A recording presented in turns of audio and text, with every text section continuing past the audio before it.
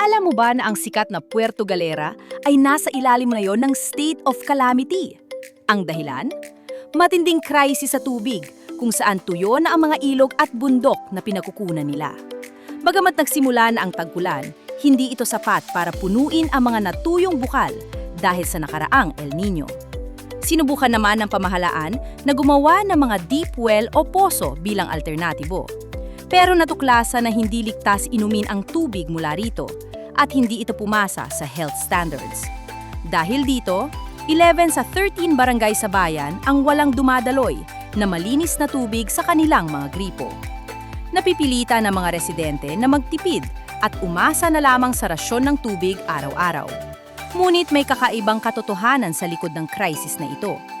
Tuloy-tuloy pa rin ang bakasyon ng mga turista dahil may sariling independent water system ang malalaking hotel.